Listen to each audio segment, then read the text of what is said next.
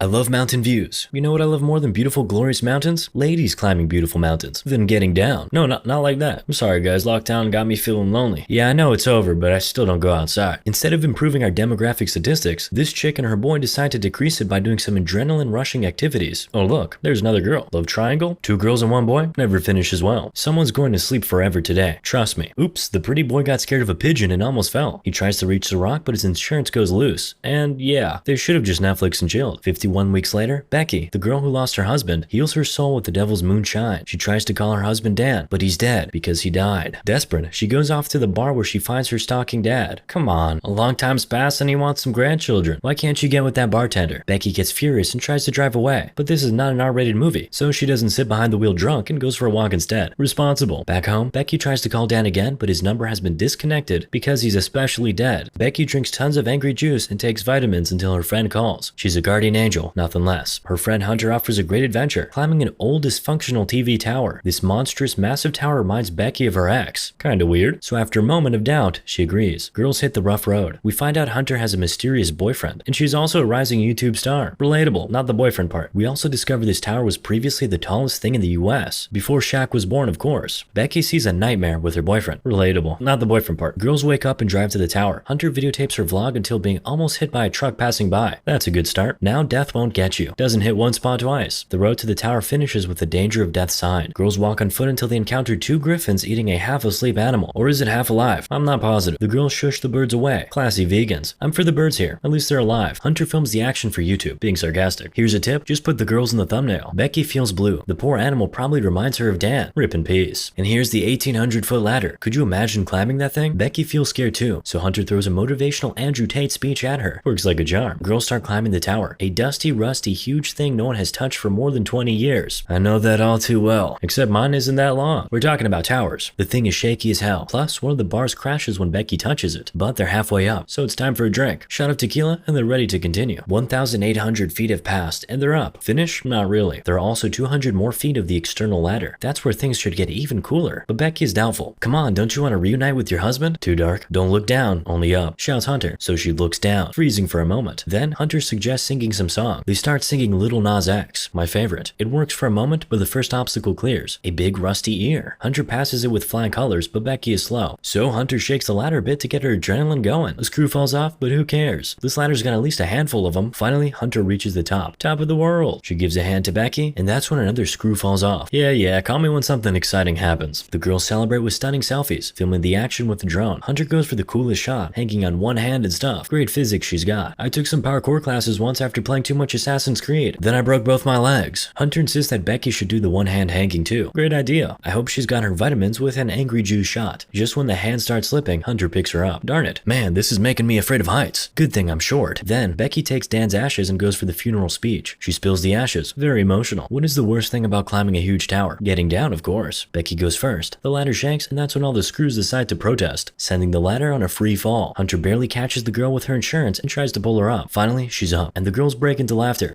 Almost died. So what's next? Joy is also my reaction to almost dying. Anyway, it takes them way too long to realize that you can't go down the ladder without the ladder. Amazing. 200 IQ moment. Luckily, the girls have phones. Phones that don't have a signal. The world without Starlink is depressing. Hurry it up, Elon. The girls study their pizza-sized platform. Looks like a 5-star spot for booking, but without food and water, they will soon expire from dehydration. Though they do find binoculars and a flare. Better than nothing, I guess. Then they realize a bag with their water supplies has fallen on that rusty ear. But Hunter is still optimistic. She believes someone must have totally heard the huge boom when the ladder crashed, and now everyone's calling the popo. That's the moment when Becky realizes she got her leg damaged. Those hypothetical couple of days they can survive slowly turns into a couple of hours. Hunter bandages her friend's leg, and the girls get comfy. You know what this means. Bear Grylls moment? Oh, never mind. The precious water is wasted. Becky asks why Hunter began YouTube in the first place. Well, you know it's the best platform for girls to promote their private page. You know, the one for fans only. Hunter says she did it after Dan was deleted, to teach the world that life is short. Becky hears the name of her ex and gets triggered immediately. No chill. 5 hours pass, and the girls use the time to spot an old RV and a bunch of griffins. I can see they're mad and seek revenge. The birds, that is. Suddenly, the girls get a brilliant idea. Post for help on Instagram and get the phone down with the rope, hoping to get some connection. Hunter gets as low as possible, hanging by one hand again. Show off. Actually, my grip strength is that good too, but only in my right hand. What? I scroll with the left. They get the phone up and check it. No posting. Then they throw the phone down, making sure it doesn't crack by putting it in a shoe and a sock. Brilliant. Just one remark. Instead of posting on IG, tweet that you have one of the secret folders from that one politician's house. FBI will arrive in 5 minutes. Unfortunately, the shoe and sock are not enough. I agree, nothing beats the real thing. I hope you guys get that. So they enforce it with Hunter's push-up bra. Darn it, the one thing that was holding my attention this entire time will be much more difficult to continue now. A few hours later, Hunter spots some hobo walking around the tower with a dog. The girls try to get the man's attention, but he's Sigma and walks away. Then Becky throws a shoe and another one. He spots it, but the size is not for him and he walks away. Classic Sigma behavior. Becky wants to shoot a flare, but Hunter considers it better to shoot it when it's dark, since it's their only chance. They wait for dark and Becky gets time to inspect Hunter's strange tattoo on a leg. Then she spots her envious sight, seeing Dan and Becky dancing on a video. Sussy. I told you, 2 girls and 1 man never finish well. I for one finish fast. It's dark now. The girls shoot the flare and it works. Hobos spot them and go for help. They drive to the tower and spot Hunter's car. Oh nice, a car and the owner is stuck on a tower. Well, you got it. They stole it. But maybe they took it to get some help. Let's remain optimistic. It's deep into the night and the annoying red light on top of the tower starts bleeping. Becky confronts Hunter about the tattoo. It says 143. Turns out it's what Dan used to say to Becky instead of I love you. Imagine the epic fight girls can have at 2,000 feet up. Well, it would probably last only a couple of seconds before they fall off together. At this point, I'd be happy with that conclusion. Anyway, Dan was clapping Hunter for 4 months behind Becky's back. Scandalous. But the girls decide not to fight on their epic pizza-sized platform. Maybe later, when they get down. I mean, if. They keep talking about the messed up situation because what else can they do there? They say time goes fast with the pleasurable talk. So this one was long, like this darn tower. Finally, morning comes. It's officially been 24 hours since they got stopped. Hunter realizes that she can try and reach the backpack down the car. It's got water and a drone they can use to call for help. So she goes for it. With furious Becky on top, it'll be double the fun. Slowly, Hunter slips down, but the rope is not enough to reach the bag. Then she gets her insurance off and hangs by one hand. Her signature move, trying to reach the bag again. Doesn't work. So she swings to it and jumps right on the ear. Wow, this thing is solid. Anyway, Hunter grabs the bag and drinks some water right in front of thirsty Becky, just to make her a bit more jealous. Then she realizes she can't reach the rope and get back, so she uses her selfie stick as a hook. Knew those things were good for something. She hangs the backpack and tries to reach the rope. Okay, now Becky will get the bag and call for help. Nah, Hunter will jump on the bag. Thirst is playing tricks on their brains. Another jump of hope is booming, and Becky pulls her back. Hunter almost reaches it, then slips, and the end. I mean, how could she survive this one? Joke's on you. She just landed on the bag. Whoa, this is so wrong in so many ways. Hunter hurt her hands badly, so it's a one-person job now. Becky pulls her up. The girls write the help message and send the drone offshore, but it's out of battery, so they get it back and it runs out of power, falling into Becky's hands. Nice catch. So, what's next? Is it time to weep quietly into the night? It's nighttime. Becky wakes up and doesn't find Hunter. Griffins fly around her. Those freaking birds. Never should have made them mad. She turns around and finds a sleeping Hunter getting eaten by the birds. Oh god, it was just a dream. Oh, but we're still stuck on this tower, aren't we? Oh yeah, that's real. They realize how to charge the drone. Turn off the annoying red bulb on top and stick the charger in an empty sock. It's Becky's turn to perform the magic. She goes up and tries to unscrew the bulb, but it's pretty hot, so she takes her shirt off to make us hot too. Finally, I got pretty cold after the push-up bra went off the screen. Becky unscrews the bulb and throws her wedding ring in the socket to reach the charging. It worked. Now hang in there for a few hours to charge it full. She does it pretty well, but birds smell the medium rare cooked vegan meat and attack her, and they never succeed. That's why we're on top of the food chain, because we get on top of rusty towers instead of clapping. Go humans. Finally, the drone is charged and Becky gets down. Good old platform. They decide to wait a few more hours for 10 a.m., the motel checkout time. Meanwhile, girls keep themselves busy by sharing some regrets. Becky regrets that she didn't listen to her dad and was rude to him, and Hunter regrets clapping her best friend's husband. You'll have time to apologize. Oh look, it's drone time. The drone goes pretty solid, but the passing by truck is even more solid. It gets the birdie down. These girls cannot catch a break. It's almost nighttime again, so Becky suggests that they should send another message with their phone. They could just put in Hunter's second shoe. Great idea, but guess what? Hunter is rip in peace. Dead from all the dying she did that time she fell off. She got smashed on the metal ear and was eaten by meat-eating birds. And Becky only imagined her friend was still alive because she was afraid to be all alone up there. Relatable. The storm is coming, so I guess Zeus will be the final boss. Becky records her last message to her dad. Another morning. Rise and shine, sleepy bird. Talking about birds, when'd you start to eat your leg? But whose food here? We humans are on top. Becky catches the bird, claps it, and eats its fresh juicy meat. Then she goes down to Hunter, writes a message on her phone, gets it in the shoe, then gets the shoe inside Hunter and throws her body down. A sentence I never thought I'd write. The metal ear decides it's the best time to give up and starts falling off. Luckily, cops were already on the move. Dad comes to the tower on time to see the body bag zipped up. Jokes, it's just Hunter. Becky is alive and well, and will never mix vitamins with angry juice again. Moral of the story? Thanks for watching. Don't forget to like, comment, subscribe, and turn on notifications bell for more video. God bless you all.